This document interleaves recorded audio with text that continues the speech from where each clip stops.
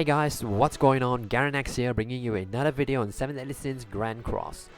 Final Boss Gowther came out just a couple of days ago, and we have all been trying out different team comps for it.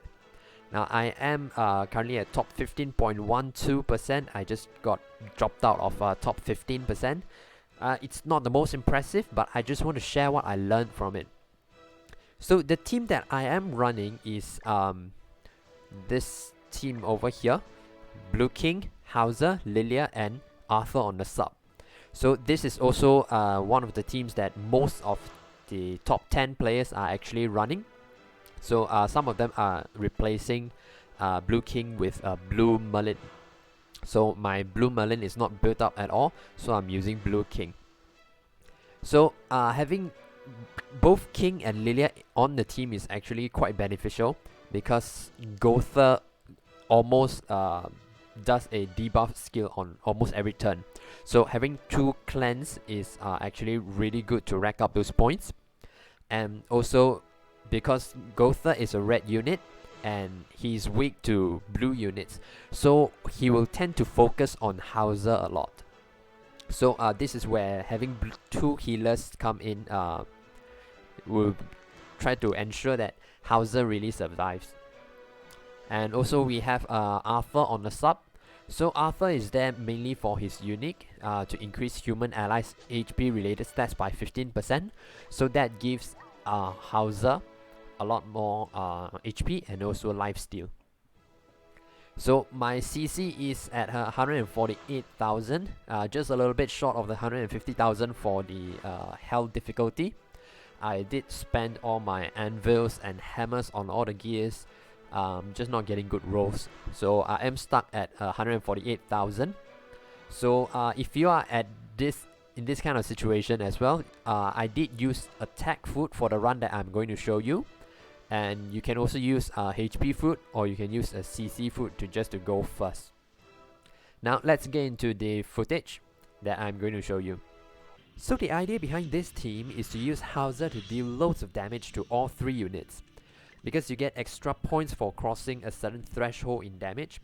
And with Lilia in the team, you boost up Hauser's damage by a lot.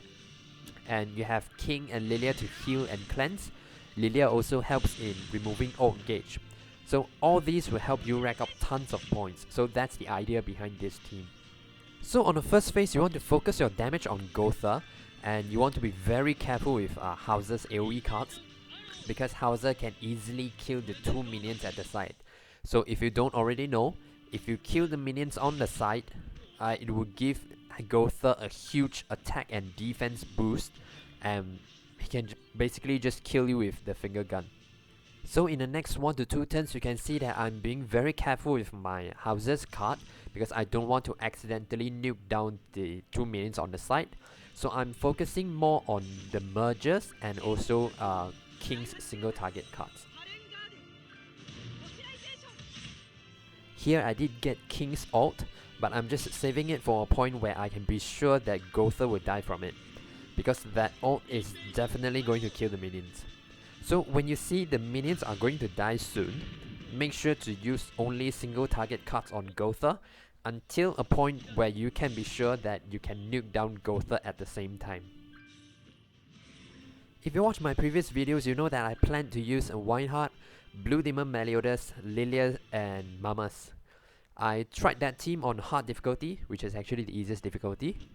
On the first turn, I used 2 Pierce cards from Demon Meliodas, and that immediately killed the 2 minions.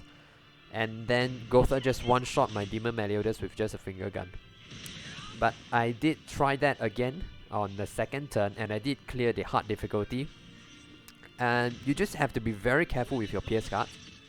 But on higher difficulty, the damage is just too much on Blue Demon Meliodas that he will just easily get one shot. At this point, the minion has put up a taunt. That means only AoE cards will actually work.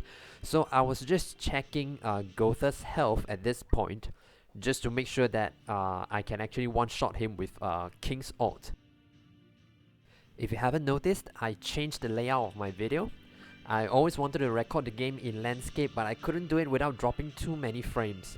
So I was tweaking the settings here and there these couple of days, and I finally managed to get it done without dropping too many frames.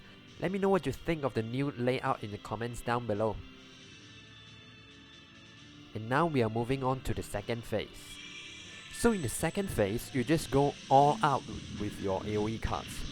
The minions in this phase are tanky as hell. It's practically impossible to kill them without killing Gowther first. But take note that in this phase, if any one of the units did not take damage, they will all be healed up to full health. So if you are a whale like Seatin, you can take advantage of this mechanic and rack up more points without taking too many turns, because taking too many turns will reduce your points quite significantly if your damage is not high enough. So just make sure that on every turn you have one AoE cards with you to make sure that Gowther doesn't heal back up and you can end the fight quickly so you don't lose too many points. This is also where you want to heal and cleanse a lot, because Gowther will place like 4 or 5 debuffs on you every other turn. So cleansing all this will give you loads of points. I will not bore you with the long fight, so I would cut straight to the points there. So this team definitely has the potential to get much higher points. Smelly Octopus did score 3000 plus with this team, so you can check out his video. I think my gears are just not strong enough, so I would be trying to get more anvils for rerolls. I hope you find this video helpful. If you have other tips or strategies, do leave it in the comments down below. If you liked the video, do give it a thumbs up and subscribe to the channel for more 7 Deadly Sins Grand Cross video. That's it for today. Take care and have a great day ahead.